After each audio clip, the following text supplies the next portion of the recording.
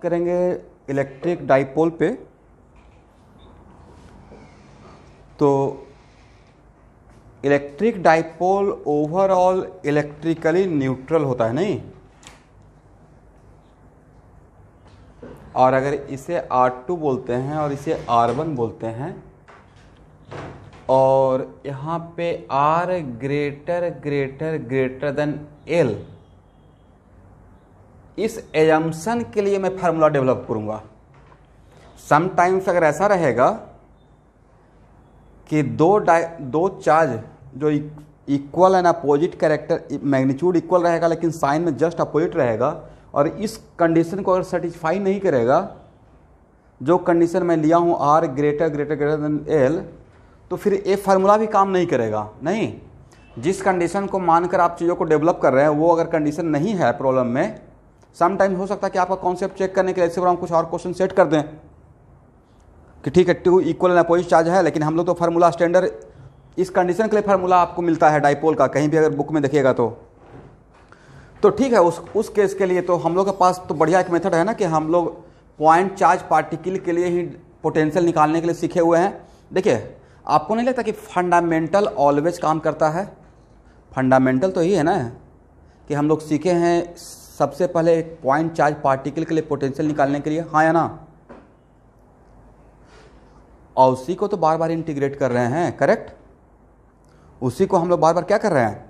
Integrate कर रहे हैं। तो बिल्कुल भी घबराने की बात नहीं है। देखिए, एक्चुअल में थोड़ा सा कभी अगर मैं आपको बोलता भी हूँ तो देखिए, पढ़ाई वगैरह जो है ना, ये जो टीचिंग एंड लर्निंग, वो प्रेशर का नहीं है। कभी कभी अगर बोलते भी कि हाँ ज्वाइन कर रहे हैं नहीं कर रहे हैं, तो उसको डोंट टेक इट अदरवाइज। मतलब उसमें यहाँ से जब तक आप क्लास में नहीं बैठे हुए हैं तो आपको लगता है कि आपको बहुत प्रेशर में मैं आपको पढ़ा सकता हूँ जब तक आपका मन नहीं रहेगा।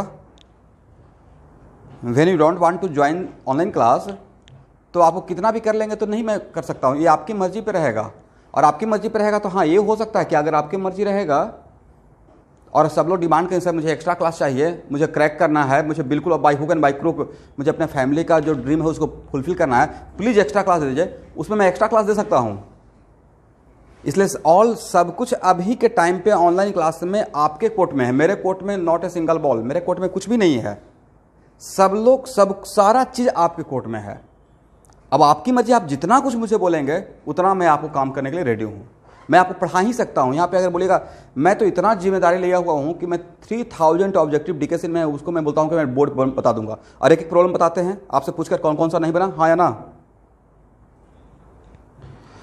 इसलिए यार सब कुछ आपके पास है। अभी जितना भी ऑफलाइन क्लास में होता था कि मेरे सामने आप बैठे रहते थे, तब मेरे रेस्पेक्ट में या मेरे डर से आपको बनाना ही पड़ता था। अभी तो ऐसा कोई बात ही नहीं है। तो अभी सब कुछ होता है कि all depends on your interest, कि आप, हाँ अब उसमें थोड़ा सा डिफरेंट लगेगा जो मेरा डेरिवेशन रहता है। अब इस चीज़ को पढ़ाने के बाद गॉस लॉ में जब जाइएगा ना, तब इसका मज़ा मिलेगा आपको कि अच्छा ये इतना टफ से इसको देखे हुए थे और गॉस लॉ में तो बहुत आसान हो गया, लेकिन गॉस लॉ में मैं आपको फील करा दूंगा कि जो पहले पढ़ा रहे हैं तो उसका एडवांटेज है या नहीं है। इसलिए सब कुछ फिजिक्स में कॉन्सेप्चुअल है, बट इसको केमिस्ट्री के पॉइंट ऑफ व्यू से देखिए कि बहुत आसान लगेगा, वो नहीं होगा। और कोई बहुत आसान तरीके से अगर पढ़ाता है तो फिजिक्स नहीं पढ़ा रहा है, सिंपल सी बात है। मैं कमेंट किसी पर नहीं कर रहा हूँ, क्योंकि मेरा कॉम्पिटिशन जैसे आपका कॉम्पिटिशन गुवाहाटी के बच्चों के साथ नहीं है, वैसे ही मेरा कॉम्पिटिशन यहाँ के लोगों के साथ नहीं है कि मैं अच्छा या ख़राब पढ़ा रहा हूँ। मेरा काम है कि मैं भी अपना प्रोफेशन को एंजॉय करना चाहता हूँ कि हाँ जो मेरे पास नॉलेज है जैसे अच्छा से डिलीवर हो सकता है, तो उस थ्योरी को यहाँ पे प्रेजेंट करना है। Okay, now come to the point. तो देखिए, ये डाइपोल जो है वो ओवरऑल इलेक्ट्रिकली न्यूट्रल है, नहीं ओवरऑल इलेक्ट्रिकली क्या है? न्यूट्रल है। तो नहीं लगता कि ओवरऑल इलेक्ट्रिकली न्यूट्रल होने से भी ओवरऑल कोई सिस्टम इलेक्ट्रिकली न्यूट्रल है, तो शायद जैसे आपको बोले थे कि पॉजिटिव चार्ज बॉडी के नेबरहुड में potential should be positive and negative charge body के नेबरहुड में पोटेंशियल शुड बी नेगेटिव, तो यहाँ से दिमाग में कॉन्फ्लिक्ट आता है। ओके, तो न्यूट्रल बॉडी के आसपास का potential should be positive, sorry neutral body के आसपास का potential should be zero, correct? Neutral body है तो उसके आसपास का पोटेंशियल क्या होना चाहिए? जीरो होना चाहिए। बट ऐसा नहीं भी हो सकता है। वजह यह है कि मेरा सिस्टम जो है डाइपोल, उसका ओवरऑल चार्ज तो जीरो है, बट खुद देखिए इस point P, the next question sir ऐसा क्यों होता है कि जीरो नहीं होता पोटेंशियल ड्यू टू डाइपोल? या वैसा कोई भी न्यूट्रल बॉडी उसके कारण पोटेंशियल जीरो नहीं होता है।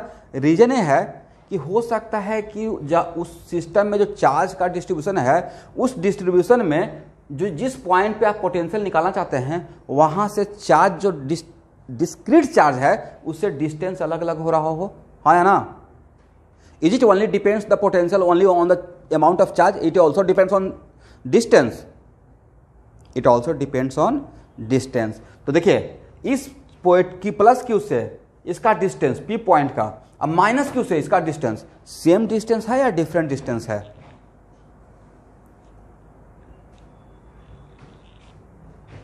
माइनस क्यू से पॉइंट पी का डिस्टेंस एंड प्लस क्यू से पॉइंट पी का डिस्टेंस अलग अलग डिस्टेंस हो गया ना, हाँ या ना।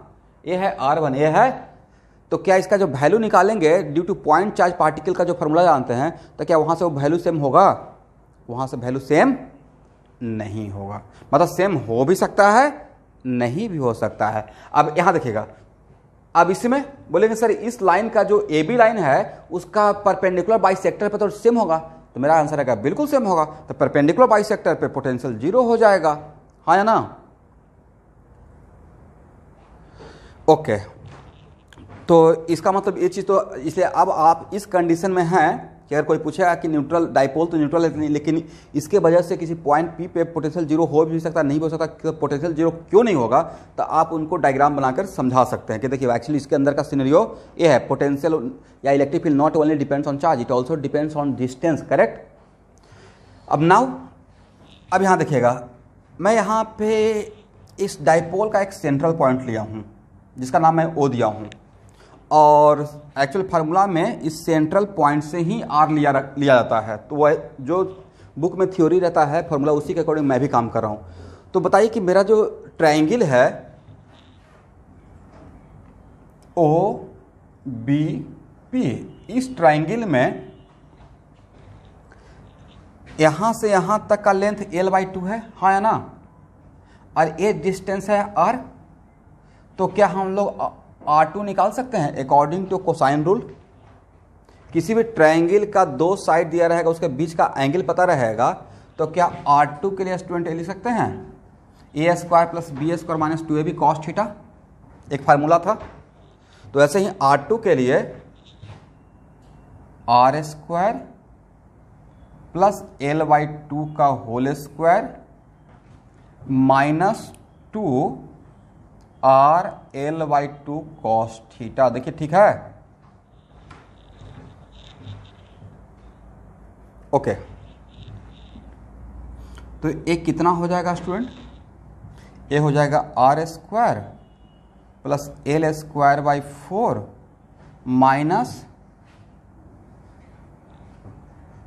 RL cos theta. अब एक काम कीजिए, इसमें से R² को कॉमन ले लीजिए, R² को बाहर निकाल लीजिए। तो R² को अगर बाहर निकालेंगे स्टूडेंट तो क्या मिलेगा बोलिए? तो R² को अगर कॉमन लेंगे तो क्या ये लिख सकते हैं 1 + 4 - RL cos थीटा और डिवाइडेड बाई R², हाँ या ना, ये मिल जाएगा ना। चलिए, तो 1/R2 क्या हो जाएगा स्टूडेंट? क्या आप 1/R2 को आप ऐसे लिख सकते हैं 1/R √1 + L²/4 - RL cos theta divided by R², हाँ या ना।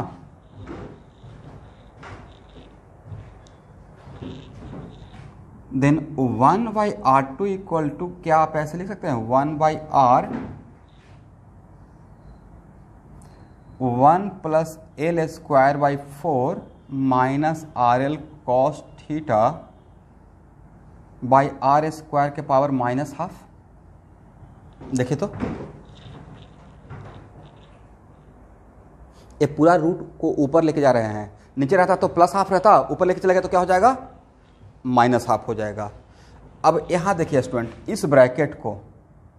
इस ब्रैकेट में हम लोग का एजम्पशन क्या था? हम लोग का एजम्पशन तो यही था ना कि R greater greater greater than L.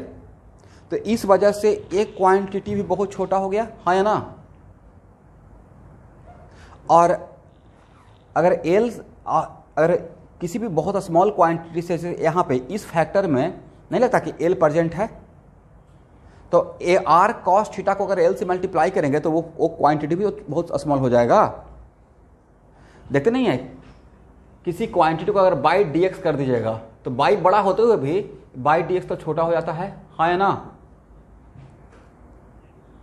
उसी तरीके से अगर आर कॉस थीटा, आर तो बड़ा था लेकिन उसमें एल से मल्टीप्लाई कर रहे हैं तो वो भी छोटा हो गया।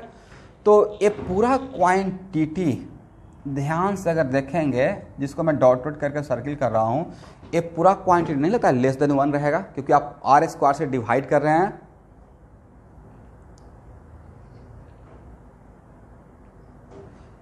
हाँ या ना? ये पूरा क्वांटिटी। और फिर भी अगर आपको समझ में नहीं आ रहा है तो इसको थोड़ा रफ कर देता हूं, जिसको मैंने सर्किल किया हूं, ये तो यही रहेगा ना।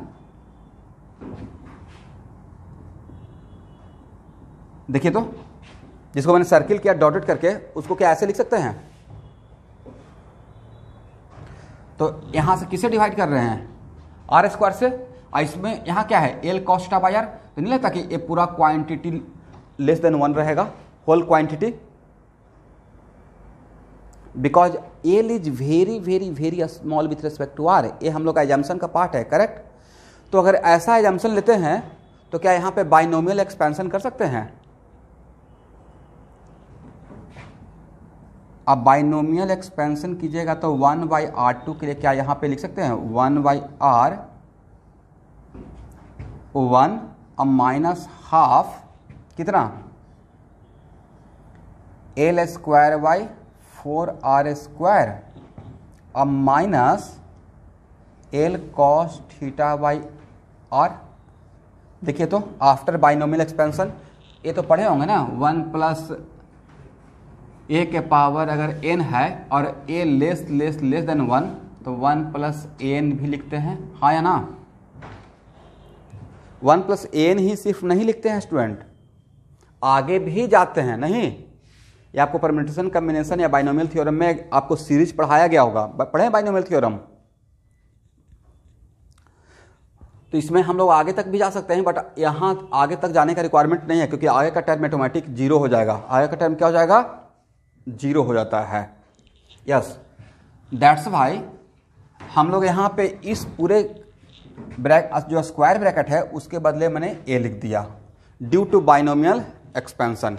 तो 1/r2 के लिए इतना समझ में आया कि 1/r2 equal to 1/r 1 minus half into L square by 4r square minus L cos theta by R लिख सकते हैं, करेक्ट?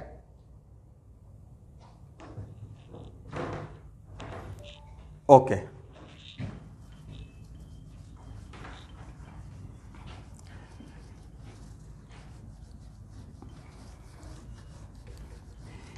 देखिए, एक क्लास 12th बोर्ड के एग्जाम में डेरिवेशन आ सकता है, find the potential due to derive the potential due to dipole या electric field due to dipole. और अगर इस पे आएगा तो अबाउट 5 मार्क्स का या 4 मार्क्स का क्वेश्चन रहेगा।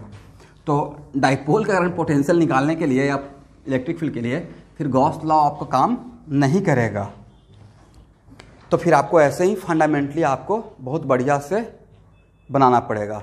अब now in triangle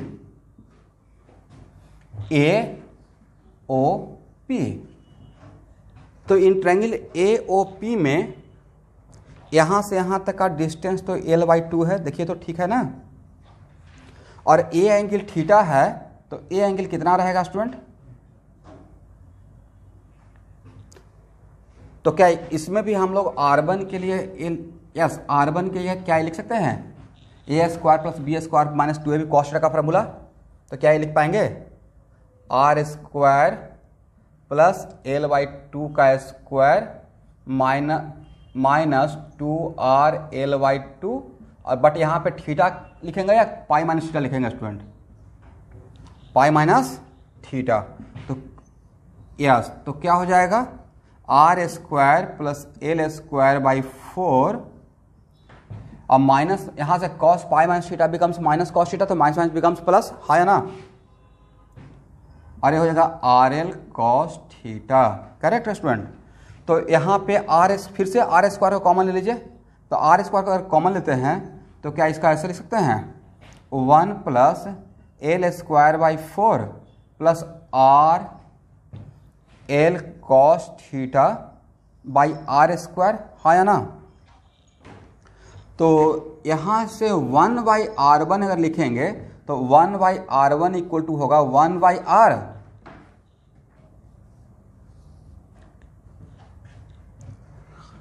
one by r 1 plus L square by 4 plus R L cos theta by are square. यहां तक सब लोग देख लीजिए एक बार।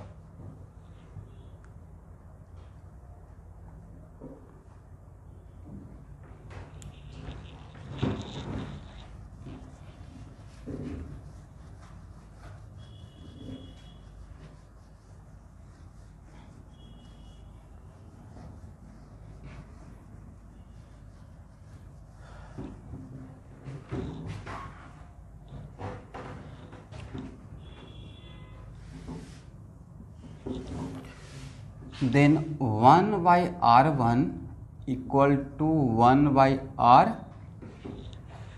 और फिर से इसको क्या ऐसे लिख सकते हैं 1 प्लस एल स्क्वायर बाई 4 अब plus R L cos theta by are square to the power minus half, same work. And due to one binomial expansion we can also write like this. अब यहाँ पे फिर से बताने का requirement नहीं है कि ये क्वांटिटी ए पूरा होल क्वांटिटी यहाँ पे आर स्क्वायर रहेगा, तो 1 प्लस 1 और माइनस यहाँ पे क्या आ जाएगा माइनस हाफ हो जाएगा, है ना। और ये हो जाएगा L square by 4 R square, R इस पास से डिवाइड ही कर दे रहा हूँ, और plus L cos theta by are. देखिए तो यहाँ तक ठीक है, जो काम मैंने यहाँ पे किया वही काम यहाँ पे भी किया, तो नहीं लगता कि बिल्कुल सेम है, बस एक ही डिफरेंस है कि यहाँ पे माइनस है यहाँ पे प्लस है ना। ओके, तो यहाँ तक चीज़ों को ध्यान से आप देख लीजिए।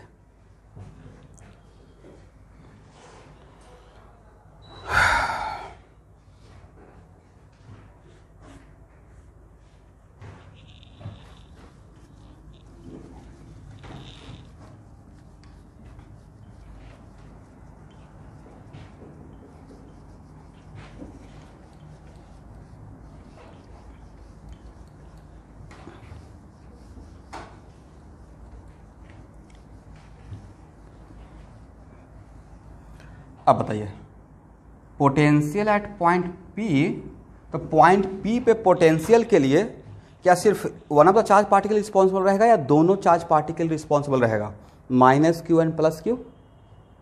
यस, तो क्या ऐसे लिख सकते हैं minus Q by 4 pi epsilon not R1 अब plus Q by 4 pi epsilon not R1 R2। ठीक, तो ठीक है।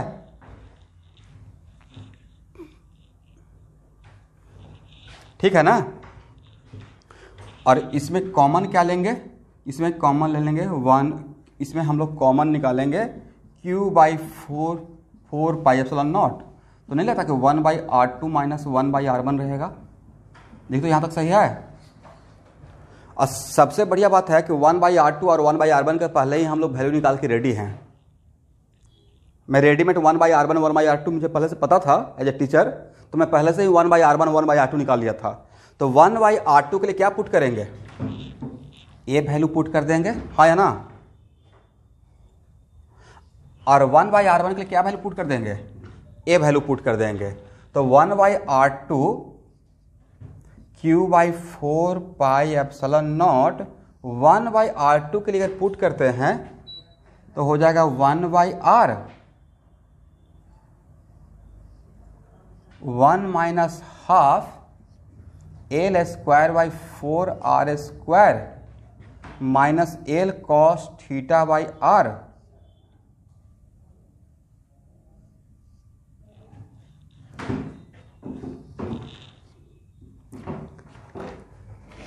Minus 1/r, 1 minus half L square by 4r square plus L cos theta by R. यहां तक देख लीजिए, मैंने कुछ नहीं किया, मैं 1/r2 का वैल्यू पुट कर दिया, बीच में माइनस, और फिर 1/r1 का वैल्यू पुट कर दिया। देखिए तो सही है यहां तक। अब इन दोनों में आप 1/r को बाहर कॉमन निकाल सकते नहीं, तो 1/r को बाहर ले लेते हैं, correct.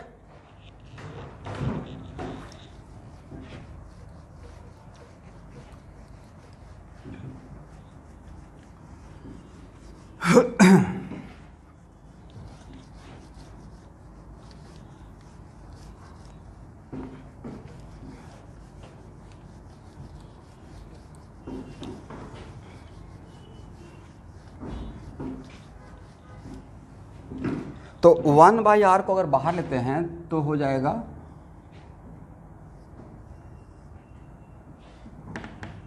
Potential at point P equal to Q by 4πε0r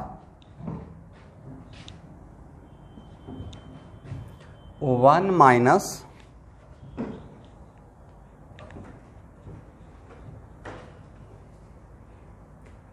L square by 8r square minus minus becomes plus half l cos theta by r. अब फिर यहां पे क्या हो जाएगा,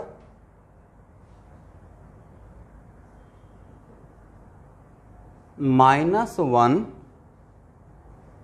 और minus minus becomes plus L square by 8r square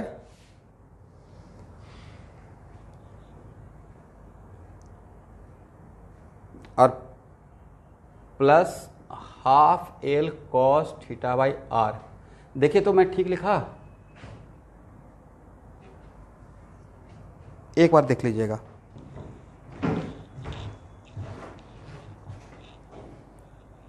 मैं पूरा ब्रैकेट वगैरह हटा के कैलकुलेट करके बोल रहा हूं।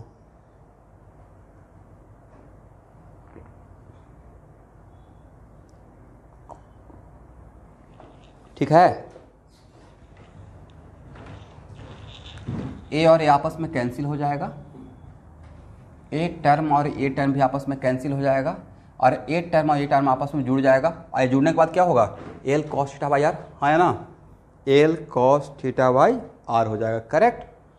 तो potential at point P equal to हो गया Q बाई 4πε0 आर, और यहाँ पे क्या आ गया, L cos theta by are.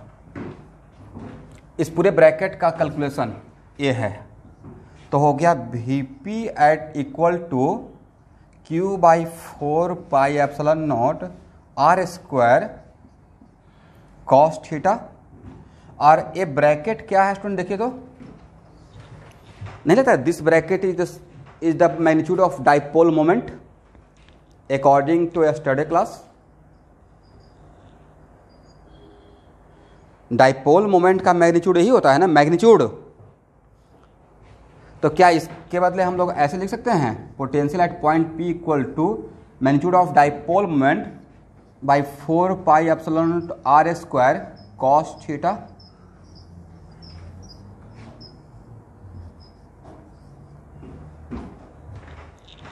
ठीक है, यस। तो अब ये फार्मूला क्या होता है कि नोटबुक में जैसे ही देखते हैं ना तो लगता है कि नहीं ये फार्मूला डायमेंशनली इनकरेक्ट है, क्योंकि नीचे आर स्क्वायर आता है, आपको तो पोटेंशियल में नीचे आर का हैबिट है, हाँ या ना। बट इस फार्मूला में नीचे क्या है, आर स्क्वायर है, बट फिर भी हम लोग डायमेंशनली करेक्ट हैं। करेक्ट कैसे हैं, इसके अंदर मीटर छुपा हुआ है, हाँ या ना, इसके अंदर तो मीटर छुपा हुआ था ना, दैट्स वाई डायमेंशनली इनकरेक्ट है, या डायमेंशनली अभी भी करेक्ट है। इवन इफ नीचे आर स्क्वायर है बट भी हम लोग डायमेंशनली करेक्ट ही हैं, करेक्ट। चलिए, तो ऐसा अगर आ गया गलती से डेरिवेशन तो अब डेरिवेशन कर लीजिएगा। बहुत मैं सिस्टमैटिक डेरिवेशन किया हूँ, हो जाएगा।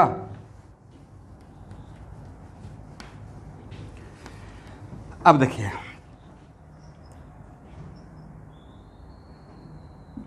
अब इस फार्मूला में स्टूडेंट यहाँ सब लोग देखिएगा are square cos theta.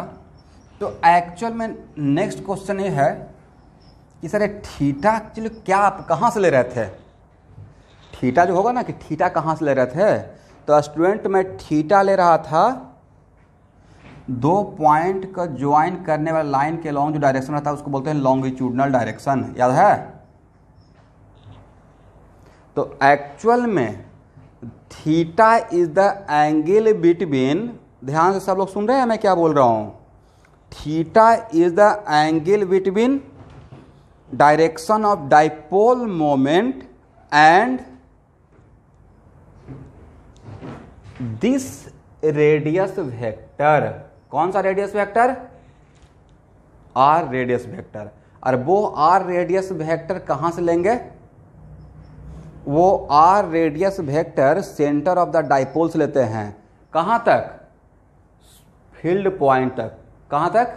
Field point, जहां पे हम लोग इंटरेस्टेड है निकालने के लिए, जो भी पोटेंशियल या डाइपोल व्हाट एवर, पोटेंशियल या इलेक्ट्रिक फील्ड जो भी निकालना है। तो अब समझ में आ गया? तो क्या यहाँ पे नीचे अगर कोई पूछेगा कि डाइपोल मोमेंट में, सॉरी इस फार्मूला में थीटा का कौन सा थीटा कहाँ से मेजर कर रहे हैं, तो क्या बोलना है? थीटा, अगर किसी को नहीं भी बोलना है तो खुद के लिए तो लिख रहा है ना। तो theta is the angle between what? Angle between, yes, direction of, तो नहीं लेता direction of dipole moment negative charge से पॉजिटिव चार्ज की तरफ रहेगा फिजिक्स में। Direction of dipole moment and radius vector, but this radius vector taken from where, with respect to which point? तो this is the position vector of point p, मतलब field point, with respect to centre of the dipole, हाँ या ना? With respect to centre of the dipole. तो अब समझ में आ गया कि थीटा कहां से लेना है? तो तो सबसे पहले ये बताइए स्टूडेंट कि थीटा जो है वो मेरा कहां से कहां तक वैरी करेगा? थीटा इस केस में अगर आपको बोल दिए कि ठीक है यहां से लेना है, तो कहां से तक, कहां तक वैरी करेगा?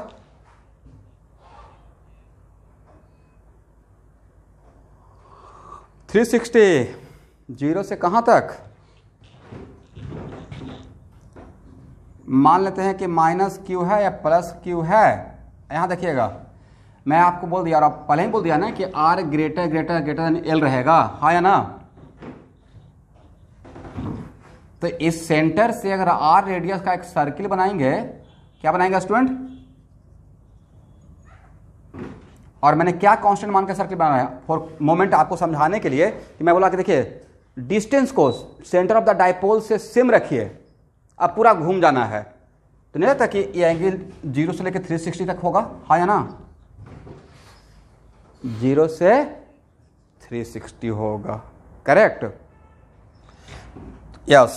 तो 0 से 360 तक आपको कॉस का ग्राफ नहीं पता है? यही तो होता है, कॉस थीटा का graph, cos theta versus theta का ग्राफ तो यही होता है, हाँ या ना? 0 से 360। तो अगर मान लेते हैं कि एग्जाम में आ गया गलती से कि find graph of potential versus theta, सब लोग थोड़ा सा अपना टाइम निकाल के मेरे बात को सुन लेंगे, ओके? तो graph of potential versus theta क्या होगा? If P and R is keeping constant. क्या कांस्टेंट लेते हुए? डाइपोल मोमेंट का मैग्नीट्यूड और आर को सेम रखेंगे। तो ऐसा ना था कि आर को सेम रखेंगे तो it is kind of circle, circum का, सॉरी सर्कल का पेरिफेरी, हाँ या ना? तो बोलिए कैसा ग्राफ होगा? If P and R is keeping constant, तो पोटेंशियल तो पी और आर को कांस्टेंट कर दिए तो वेरिएबल के नाम पे एक थीटा बचा हुआ रहेगा, वेरिएबल के नाम पे थीटा ही रहेगा ना? यस। तो मेरा वेट कर रहे हैं, ग्राफ ड्रॉ कर लीजिए। अगर आपसे बोलेंगे कि by equal to 2 cos theta का ग्राफ क्या होता है 0 से 360, तो क्या बोलिएगा? यही होगा ना, हाँ या ना? बट यहां पे बाई, अब उस केस में बाई का मैक्सिमम वैल्यू +2 और मिनिमम वैल्यू -2। अब तो आप लोग को कोई टेंशन है ही नहीं, डोमेन भी पढ़ लिया, रेंज भी पढ़ लिया। तो बाई का रेंज कहां से कहां तक रहेगा? थीटा का डोमेन रहेगा 0 से 360 मैं बोल रहा हूं, तो बाई का रेंज कहां से कहां तक रहेगा? +2 से -2। अब तो समझ में आ गया ना कि डोमेन और रेंज क्या होता है। तो इस केस में पोटेंशियल का रेंज क्या रहेगा अगर थीटा का डोमेन 0 से 360 है तो? एंड और इसको कांस्टेंट मानते हुए तो ए रहेगा p बाई कितना 4πε0 r², और नीचे रहेगा -py, हाँ या ना, 4πε0 r²। करेक्ट। तो चलिए कहां कहां पे पोटेंशियल 0 हो गया student? Theta equal to 90 degree पे 0 हो गया, हाँ या ना? और 270 पे हो गया। बढ़िया से ग्राफ ड्रॉ कर लीजिए, लेकिन एक ग्राफ इस कंडीशन के लिए था जहां पे क्या कांस्टेंट ले रहे थे और क्या वेरी कर रहे थे। किसी भी डाइपोल का डाइपोल मोमेंट का मैग्नीट्यूड और distance from dipole, distance from the centre of the dipole में कांस्टेंट ले रहा था। तो जैसे ही distance from the centre of the dipole constant ले रहे थे, तो सेंटर के रेस्पेक्ट में एक्चुअली मेरा पॉइंट ऑफ इंटरेस्ट सर्कल का सरकमफ्रांस पे का पॉइंट रहेगा, नहीं ये सब पॉइंट रहेगा। यहां तक समझ में आ गया? ओके चलिए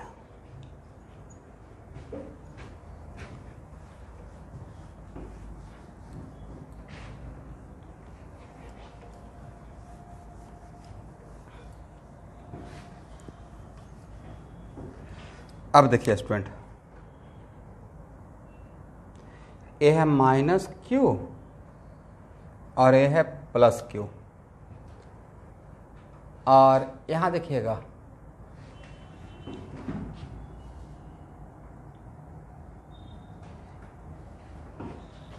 स्टूडेंट, देखिए तो यहां से अगर एक पॉइंट P1 लेते हैं स्टूडेंट और एक पॉइंट P2 लेते हैं, अब P1 और P2 का अगर डिस्टेंस इस O से सेम है, लाइक R और R, तो P1 पॉइंट का में थीटा कितना रहेगा स्टूडेंट? 90 डिग्री तक कैसे रहेगा? और ओके, ये तो मैंने बोलना भूल ही गया कि theta is the angle between direction dipole moment and, लेकिन यहाँ पे एंटी क्लॉकवाइज मूव करना है। कैसे मूव करना है? डाइपोल मोमेंट से कैसे मूव करना है? डायरेक्शन ऑफ डाइपोल मोमेंट से एंटी क्लॉकवाइज, करेक्ट। तो ए रहेगा थीटा इक्वल टू 270, हाँ या ना? थीटा इक्वल टू 270 रहेगा। तो इस पॉइंट पे और इस पॉइंट पे पोटेंशियल क्या होगा? जीरो हो जाए, वेरी गुड। अब ये बताइए कि मान लेते हैं कि R becomes R dash, like P1 dash और P2 डैश। तो अब यहां पे इस पॉइंट पे और थीटा अभी भी 90 डिग्री है, तो थीटा अगर 90 डिग्री रहेगा तो R को अगर चेंज भी करेंगे तो नहीं लगता कि थीटा 90 होने से पूरे ब्रैकेट को 0 कर देगा, हाँ या ना? अगर थीटा 90 हो गया तो इसमें R अगर चेंज भी करेंगे, थीटा को 90 लेते हुए, थीटा को 90 और 270 लेते हुए, दो एंगल थीटा को 90 और 270 ले जाएगा, और R को अगर आप वैरी भी करेंगे या P को वैरी भी करेंगे तो नहीं लगता पूरा टर्म 0 होता चला जाएगा, बिकॉज cos 90 0 और cos 270 equal to what? 0, correct, हाँ या ना? इस और ये बात अगर हम, तो नेक्स्ट क्वेश्चन कि सर ये कौन सा बड़ा बात हो गया, ये तो फार्मूला इतना मेहनत करके नहीं भी डेवलप करते तब भी तो मैं काम कर लेता। क्योंकि यहां देखिए ऐसा इसलिए होता कि सर ये लाइन तो जब थीटा इक्वल 90 और 270 लेंगे आप, तो ये जो लाइन रहेगा वो तो परपेंडिकुलर बाइसेक्टर रहेगा, हाँ या ना। और जब परपेंडिकुलर बाइसेक्टर रहेगा तो ए डिस्टेंस और ए डिस्टेंस यहां से यहां इस पॉइंट पी का यहां से ए से डिस्टेंस और बी से डिस्टेंस डिफरेंट डिस्टेंस रहेगा या सेम डिस्टेंस रहेगा? तो सेम डिस्टेंस रहेगा तो q/4πε0 और प्लस q/4πε0 इंडिविजुअल अगर निकालते भी आप तो क्या नहीं लगता जी इक्वल टू 0 हो जाता। तो बाकी पॉइंट के लिए आपके पास बाकी पॉइंट के लिए डाइपोल का आप नहीं बता सकते थे, उसके लिए फार्मूला देखने का रिक्वायरमेंट था। बट एक ऐसा लाइन था जहां पे आप बिना फार्मूला का बता सकते थे, जस्ट पॉइंट चार्ज का जो पोटेंशियल का फार्मूला जानता है q/4πε0r, तो वहां तो डैम से बता सकते थे कि इस लाइन का किसी भी पॉइंट के बारे में अगर मुझसे पूछते तो मैं पोटेंशियल 0 ही बोलता, हाँ या ना। क्योंकि इस पॉइंट पे पूछते तो यहां से इसका डिस्टेंस ये जितना निगेटिव पोटेंशियल करेगा उतना ही ये यहां पे पॉजिटिव पोटेंशियल क्रिएट करेगा और दोनों मिलकर क्या होता चला जाएगा इक्वल टू 0, हाँ या ना। ओके, इसका मतलब ये लाइन कैसा पोटेंशियल का लाइन है? बोले sir this is the line of equipotential. क्या रहेगा student? This is the line of what? Equipotential. तो this is the line of equipotential for any value of r, हाँ या ना। This is the line of equipotential for any value of r. और वो this is the equipotential का मतलब potential same है, but वो पोटेंशियल का वैल्यू क्या है? 0 है। इक्विपोटेंशियल का मतलब ये नहीं होता कि पोटेंशियल 0 हो, इक्विपोटेंशियल का मतलब पोटेंशियल कांस्टेंट होना। क्या होना? तो नहीं होता कि हर पॉइंट का पोटेंशियल कांस्टेंट है, हाँ है ना। और वो कांस्टेंट वैल्यू क्या है स्टूडेंट? 0 है। कितना वोल्ट है? 0 वोल्ट है। तो ऑब्जेक्टिव पकड़ में आ जाएगा कि किसी भी डाइपोल का परपेंडिकुलर बाइसेक्टर पे पोटेंशियल क्या होता है? कांस्टेंट होता है। दैट्स व्हाई वहां पे इक्विपोटेंशियल रहता है और वो कांस्टेंट वैल्यू क्या होता है? 0 वोल्ट रहता है। ठीक है।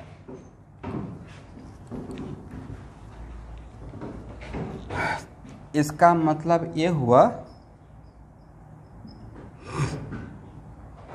कि मान लेते हैं कि इसके परपेंडिकुलर बाइसेक्टर से, यहां देखिएगा, इसके परपेंडिकुलर बाइसेक्टर से अगर इस टाइप का कोई प्लेन अगर पास करते हैं, यहां देखिए इस टाइप का प्लेन, तो नहीं लगता कि वो प्लेन के हर पॉइंट का डिस्टेंस सेम रहेगा प्लस क्यू और माइनस क्यू से, हाँ है ना। इसका मतलब प्लेन कैसा हो जाएगा? ये प्लेन रहेगा इक्विपोटेंशियल सरफेस रहेगा।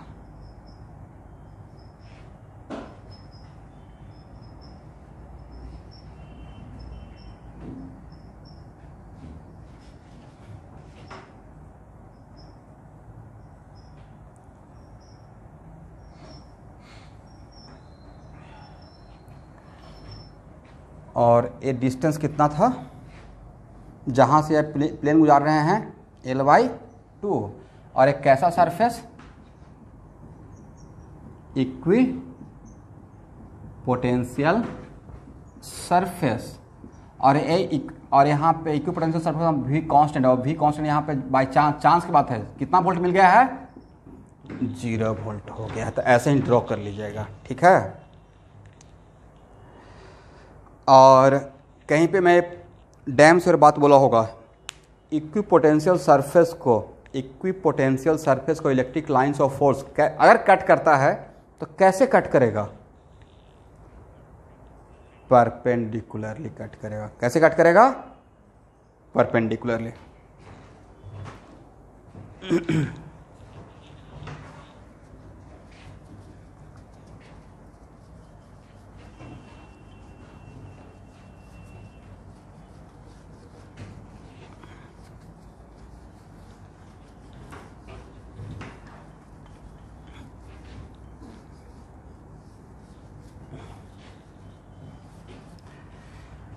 चलिए अब यहां देखिए,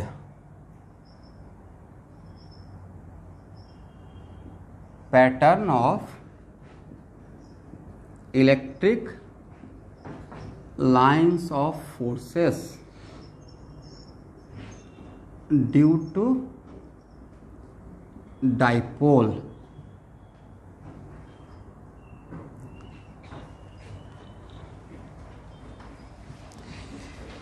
तो pattern of electric lines of force due to dipole, तो आपको तो पहले ही पढ़ा चुके हैं कि एक्चुअल में पॉजिटिव चार्ज पार्टिकल से electric lines of force diverse करता है, हाँ या ना। और तो एक्चुअल में जो भी electric lines of force positive charge particle से डाइवर्स करता है, तो वो इलेक्ट्रिक लाइंस ऑफ फोर्स ऐसे मान के चलिए मोटा मोटी कि वो इलेक्ट्रिक लाइंस ऑफ फोर्स किसी निगेटिव सोर्स को खोजते रहता है, और वो निगेटिव जहाँ पे चार्ज पार्टिकल रहेगा वहाँ पे जाके कन्वर्ज करेगा। कहाँ पे कन्वर्ज करेगा? पॉजिटिव चार्ज पार्टिकल से जो electric lines of force out होगा, डाइवर्ज करेगा, वो कहाँ किसको सर्च करता है? ऐसे मानना है कि सर वो शायद निगेटिव चार्ज पार्टिकल को सर्च करता है और वहाँ ही कन्वर्ज करेगा। लेकिन अगर नेबरहुड में निगेटिव चार्ज पार्टिकल नहीं रहता है तो कहाँ पे वो चला जाता है? वो ऐसा होता है कि इन्फिनिटी तक चला जाता है। कहाँ तक चला जाता है? इन्फिनिटी।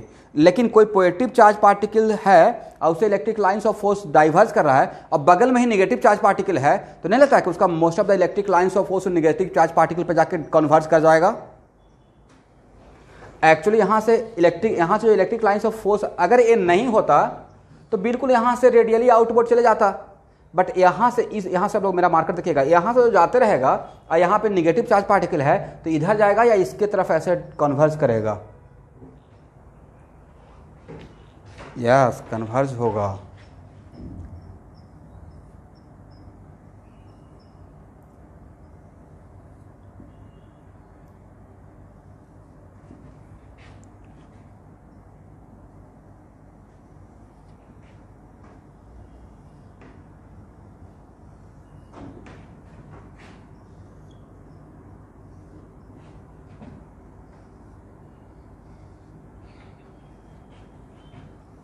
नहीं, लेकिन it is not magnet, because के एक्चुअल में ए क्लोज लूप फॉर्म नहीं करता है। मैग्नेट में magnetic field close loop form करता है। ओके,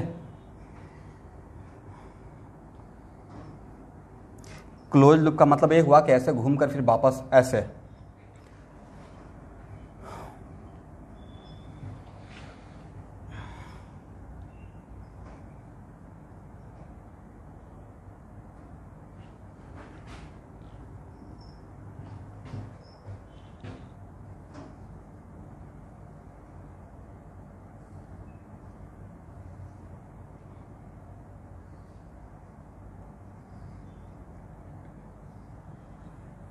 चलिए स्टूडेंट, तो this is the pattern of electric lines of force. But आपको लगा कि सर ऐसे रैंडमली ड्रॉ कर दिए हैं। मैं बहुत कुछ सोचते हुए एक्चुअली ड्रॉ किया हूँ। यहाँ देखिए स्टूडेंट, ए मेरा प्लेन है, this is the plane which is passing through the perpendicular bisector of dipole. जो मैंने डॉटेड कर दिया स्टूडेंट, ये कैसा प्लेन है? A this is the plane passing from where? A वाला प्लेन है। ये कौन सा प्लेन है?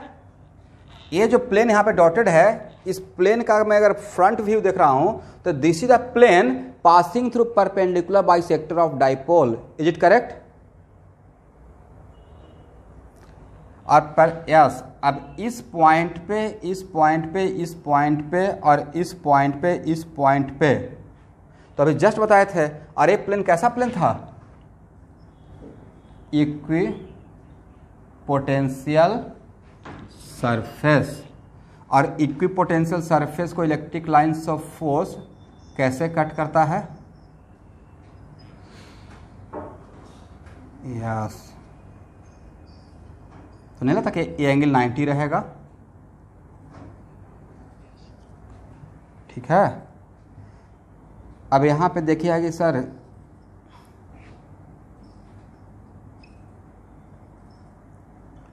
आप देखिए कि यहाँ का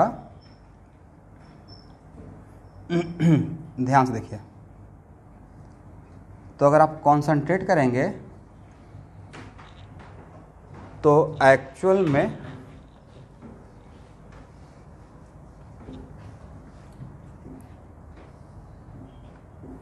minus Q plus Q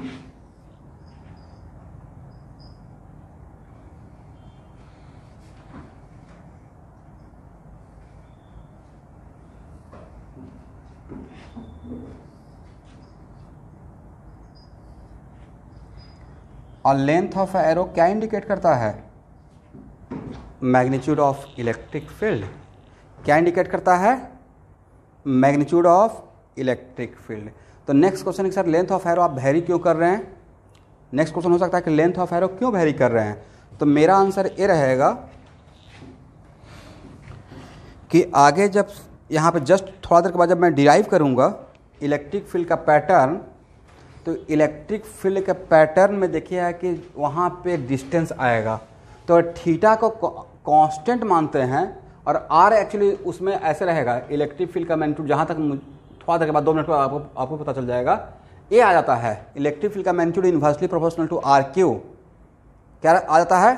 R cube. तो अगर थीटा कांस्टेंट रखते हैं और आर को वेरी करते हैं तो आर ज़्यादा सेंटर से, सेंटर ऑफ डाइपोल से, तो इलेक्ट्रिक फील्ड का मैग्नीट्यूड कम हो जाएगा। इसलिए दूर का पॉइंट पे इलेक्ट्रिक फील्ड का मैग्नीट्यूड कम रहेगा और जैसे पास आएंगे तो इलेक्ट्रिक फील्ड का मैग्नीट्यूड ज़्यादा हो जाएगा। बट अभी मुझे मैग्नीट्यूड नहीं बताना था, मुझे पता था, इसलिए मैंने ऐसा ही पैटर्न ड्रॉ किया। अभी मुझे बस दिखाना था कि देखिए ये 90 डिग्री बनाएगा। कितना डिग्री बनाएगा? 90 डिग्री। ठीक है, तो यहाँ तक आप लोग को समझ में आ गया? ओके।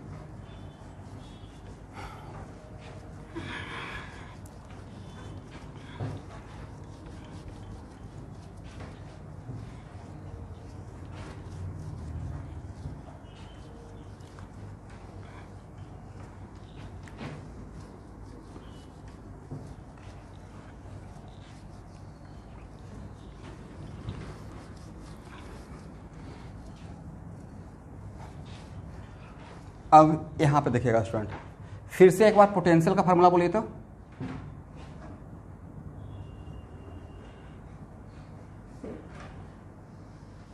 यही है ना? अब अगर आपको बोल देंगे कि theta constant and R variable, क्या बोल दिए? थीटा कांस्टेंट और R variable for a given dipole, तो नहीं लगता कि ये पूरा जिसको सर्किल कर दिया वो पूरा क्वांटिटी कांस्टेंट हो जाएगा? हाँ या ना? अरे पूरा क्वांटिटी कांस्टेंट हो जाएगा तो it is kind of k by are square. It is kind of what? k by are square.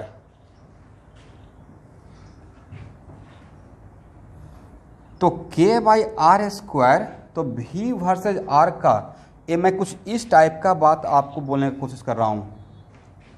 Minus Q plus Q और यहाँ पे है पॉइंट P, तो ए एंगल थीटा है। तो इसी लाइन पे आगे अगर आगे जाते रहेंगे तो r का वैल्यू कम होगा या मतलब इसी लाइन पे आप आगे या पीछे है तो r का वैल्यू कांस्टेंट रहेगा या वेरिएबल हो जाएगा? इसी लाइन पे, सेम लाइन पे r वेरिएबल हो जाएगा बट थीटा कांस्टेंट रहेगा। हाँ या ना?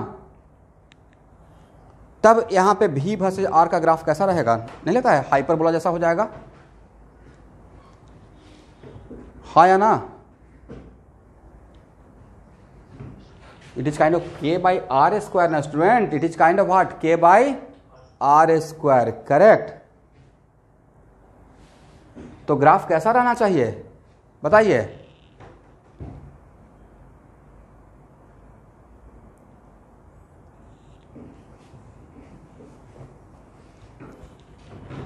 एक ग्राफ ऐसा रहेगा। एक ग्राफ कैसा रहेगा? ऐसा रहेगा। और सिर्फ ऐसा रहेगा या ऐसा भी रहेगा? बोलिए क्यों? ऐसा क्यों रहेगा?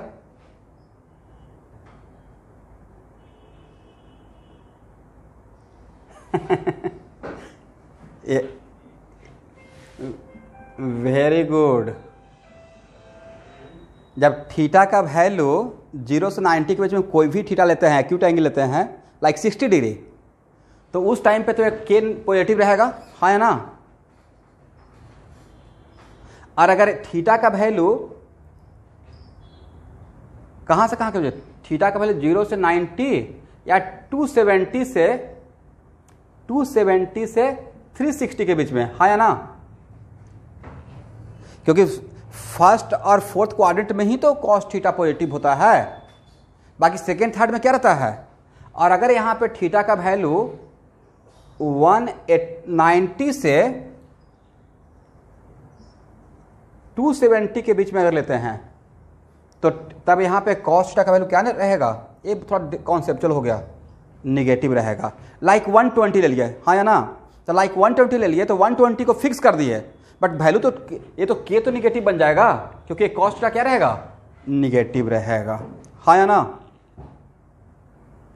That's why if theta is keeping constant तो v वर्सेस r का ग्राफ हाइपरबोला तो होगा, बट दो टाइप का हाइपरबोला होगा, एक ऊपर भी होगा और एक नीचे भी होगा। एक किस जोन के लिए होगा, इस एंगल के लिए, और एक किस एंगल के लिए होगा, इस एंगल के, हाँ या ना।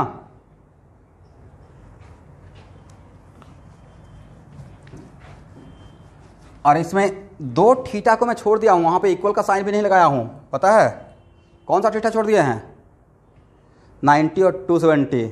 इनइक्वलिटी में इक्वल का साइन नहीं लगाया हूं, 90 और 270 पे ऑलरेडी जानते हैं पोटेंशियल कुछ भी वैल्यू रहे पी और आर, वो पोटेंशियल को जीरो ही कर देगा, हाँ या ना। यस, तो देखिए डाइपोल ही पढ़ रहे हैं, तो डाइपोल जब किसी चीज़ को पढ़ ही रहे हैं तो उसको बढ़िया से पढ़ लेते हैं कि अगर पूछने वाला कैसे भी घुमा फिरा के पूछेगा तो हमसे क्वेश्चन बन जाएगा। तो नहीं लगता है कि डाइपोल में, यहाँ देखिएगा डाइपोल में अगर ये मेरा प्लेन है, ये प्लेन है, plane passing through the perpendicular bisector, तो इस प्लेन का इधर का पोटेंशियल पॉजिटिव रहेगा, हाँ या ना। इस प्लेन का इधर का कोई भी पॉइंट लेंगे, एनी पॉइंट, पोटेंशियल क्या रहेगा, डैम श्योर पॉजिटिव ही रहेगा, करेक्ट। और इस प्लेन के इधर के पॉइंट पे कोई भी पॉइंट, इस प्लेन पे छोड़कर पोटेंशियल क्या रहेगा स्टूडेंट, नेगेटिव रहेगा। अरे होना भी चाहिए था, क्यों होना चाहिए था, अगर आप फार्मूला नहीं भी जानते तो दो चार्ज पार्टिकल है Q और माइनस क्यू एंड Q, आपको नहीं लगता कि Q के बगल में कोई भी point, two point charge particle है Q एंड माइनस Q, और जो पॉइंट पॉजिटिव चार्ज पार्टिकल के नियरर रहेगा तो वहां पे पॉजिटिव चार्ज का ज़्यादा इफेक्ट रहेगा, हाँ या ना, और निगेटिव चार्ज का कम इफेक्ट रहेगा। तो पॉजिटिव का ज़्यादा इफेक्ट रहेगा तो पॉजिटिव पोटेंशियल ज़्यादा और निगेटिव पोटेंशियल कम, और दोनों को जोड़ देंगे तो ओवरऑल क्या मिलेगा, पॉजिटिव पोटेंशियल ही मिलेगा। तो स्टूडेंट इस प्लेन के इस तरफ, इस प्लेन के ऊपर या इस प्लेन के ऊपर या नीचे, बट इस तरफ में यहाँ कोई भी पॉइंट लेंगे स्टूडेंट तो उस पॉइंट का डिस्टेंस यहाँ से कम रहेगा, अरे इस चार्ज पार्टिकल से डिस्टेंस ज़्यादा रहेगा। गलत बोल रहे हैं, सही बोल रहे हैं,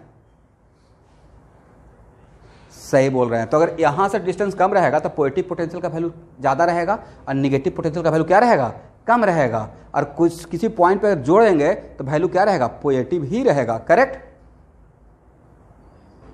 इसका मतलब है कि डाइपोल में और एक परपेंडिकुलर बाइसेक्टर से एक प्लेन को गुजारे जो कि इक्विपोटेंशियल है, तो कितना बढ़िया तो हो गया।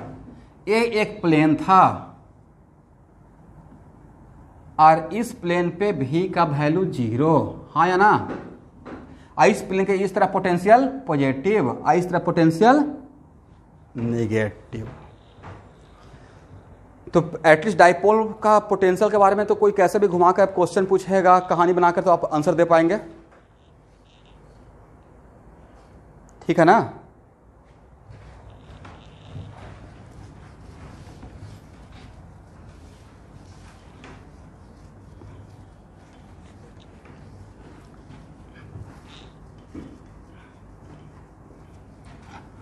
ओके, अब हम लोग हेडिंग बना लेते हैं electric field due to dipole moment, dipole. Heading बना लीजिएगा electric field due to dipole.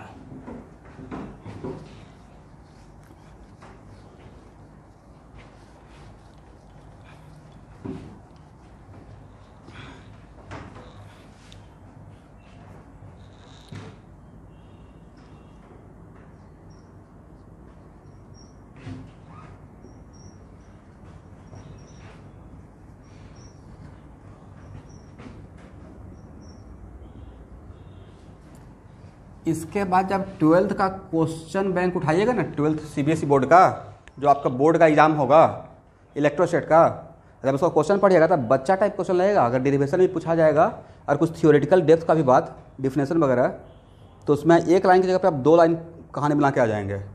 अब बोर्ड में ही होता है, लिखना होता है, कहानी बनाना होता है, नहीं।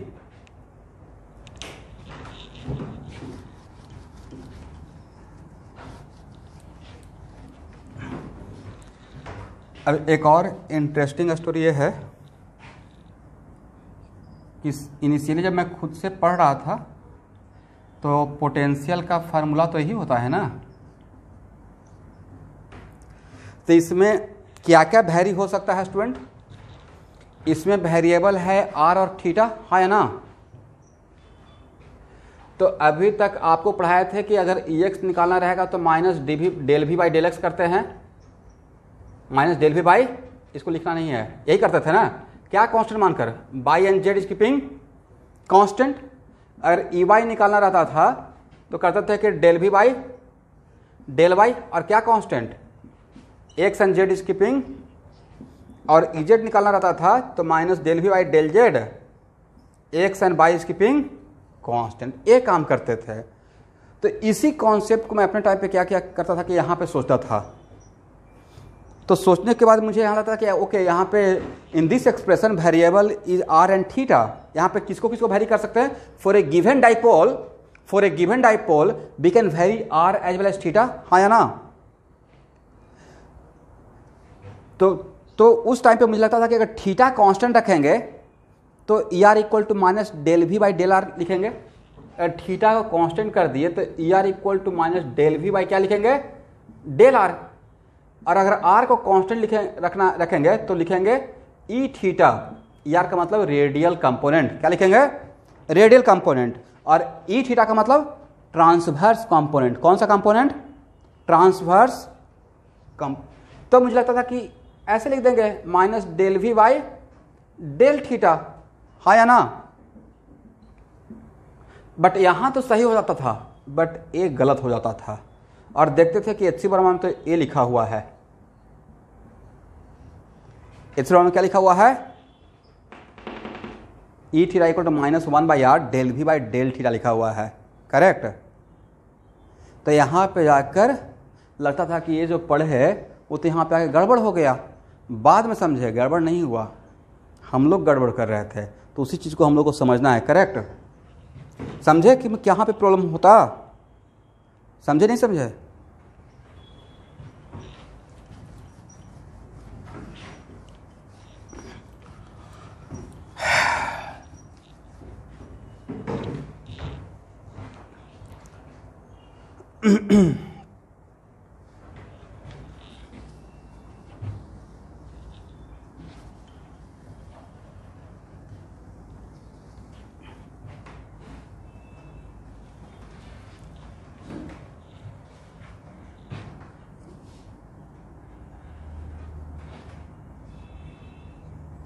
एक और बढ़िया सा डायग्राम बनाएंगे इलेक्ट्रिक फील्ड के नाम पे, माइनस क्यू प्लस क्यू, और यहाँ पे सेंटर है, और यहाँ पे थीटा है, ए एंगल थीटा है, ये पॉइंट पी है। तो यहाँ देखिए स्टूडेंट, तो इस लाइन के अलोंग जो यूनिट वेक्टर रहेगा स्टूडेंट, उसको नाम हम लोग बोलेंगे रेडियल यूनिट वेक्टर। क्या बोलेंगे स्टूडेंट? रेडियल। सेंटर से अवे फ्रॉम द सेंटर, अगर इसको सेंटर माना जाए और अवे फ्रॉम द सेंटर जाते हैं, इस लाइन के अलोंग जाएंगे तो उसको बोलते हैं radial direction, positive radial direction, correct. और रेडियल डायरेक्शन से कितना एंगल रोटेट करने के बाद 90 डिग्री एंटी क्लॉक में जाते हैं, तो जो डायरेक्शन मिलता है उसको बोलते हैं यू थीटा। क्या बोलते हैं? और उसको बोलते हैं ट्रांसवर्स यूनिट वेक्टर। तो यस, तो यहाँ पे यू आर क्या है?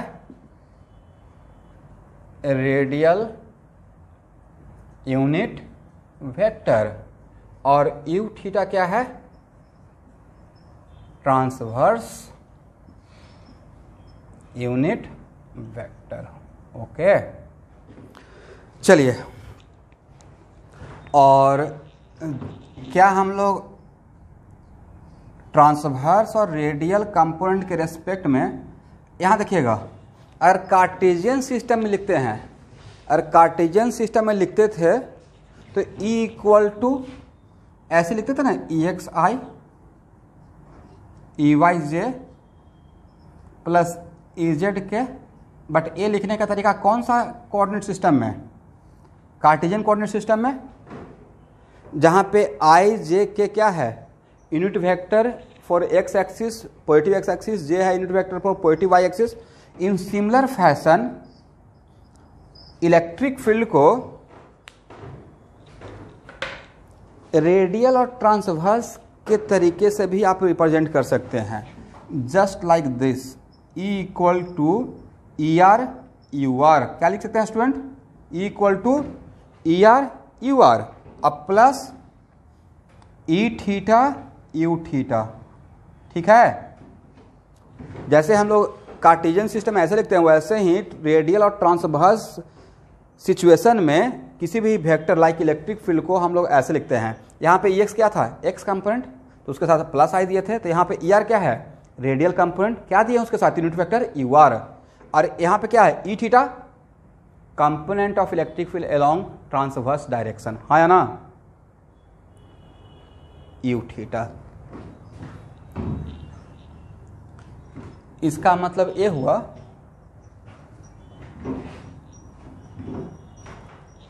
चलिए इसी डायग्राम में अगर हम लोग दिखाने का कोशिश अगर करते हैं तो यहाँ पे इट माइट भी ऐसा हो सकता है कि एक कंपोनेंट ER रहेगा स्टूडेंट और एक कंपोनेंट E थीटा रहेगा।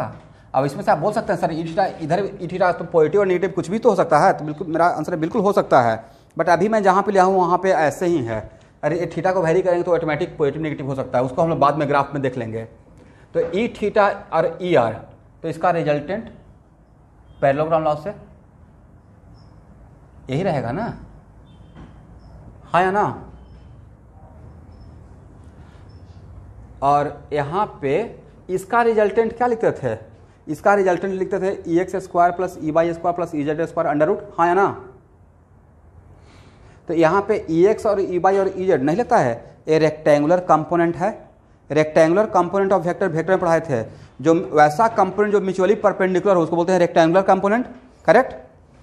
तो यहाँ पे ER और E थीटा ये भी तो म्यूचुअली परपेंडिकुलर ही है। ER and E theta is also mutually perpendicular component, तो नहीं लगता कि ER और E theta is also rectangular component? Not in Cartesian system, other system में, बट ER और E थीटा है तो रेक्टेंगुलर कंपोनेंट, हाँ या ना? तो इन सिमिलर फैशन हम लोग इलेक्ट्रिक फील्ड का मैग्नीट्यूड को ऐसे लिखेंगे, ER का स्क्वायर प्लस E थीटा का स्क्वायर। क्या लिखेंगे स्टूडेंट? ER का स्क्वायर प्लस E थीटा का स्क्वायर अंडर रूट। तो मैग्नीट्यूड भी आप निकाल लिए, तो this is the magnitude of what? Electric field, correct? अब आप मैग्नीट्यूड निकाल लिए तो आपको एक डायरेक्शन के लिए अल्फा भी निकाल सकते हैं। तो क्या देखिए, तो यहाँ पे tan अल्फा इक्वल टू क्या हम लोग लिख सकते हैं? This by this, this by this, और ये क्या है? E थीटा, और ये क्या था? ER, हाँ या ना? ये तो पैरेललोग्राम हो गया ना। तो tan अल्फा के लिए क्या लिख सकते हैं? E theta by ER, correct? और कोई पूछेगा सर tan बीटा, तो tan बीटा के लिए क्या लिखते हैं? अगर tan बीटा पूछते तो ER बाई E थीटा, ये लिख लीजिएगा।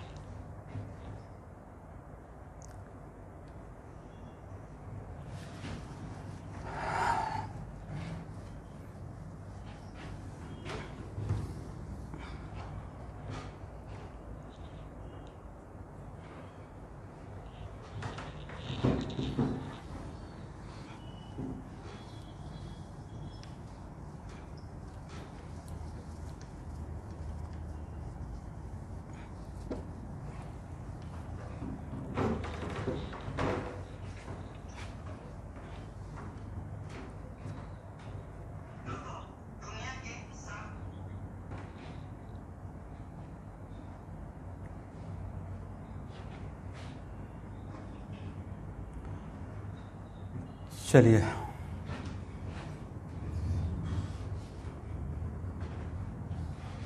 अब हम लोग काम कर रहे हैं ई आर के लिए। किसके लिए काम कर रहे हैं? फॉर ई आर निकालने के लिए। तो और ई आर जब निकाल रहे हैं तो स्टूडेंट मैं थीटा को कांस्टेंट ले रहा हूँ। क्या ले रहे हैं? Theta is keeping constant. और पॉइंट पी से मैं पॉइंट पी डैश पे गया हूँ। कहाँ से कहाँ गए हैं स्टूडेंट? पॉइंट पी से पी डैश। तो नहीं रहता कि यस यहाँ से यहाँ जा रहे हैं तो ये डी आर रहेगा, हाँ या ना? ये क्या रहेगा? पी से पी डैश के लिए जो डिस्प्लेसमेंट रहेगा वो बहुत ज़्यादा रहेगा या बहुत छोटा डिस्प्लेसमेंट रहेगा? यस। और ये बताइए, बट पी से पी डैश पे गए तो आप इसी लाइन पे जा रहे हैं तो थीटा कांस्टेंट हो गया, करेक्ट, हाँ या ना? थीटा कांस्टेंट हो गया।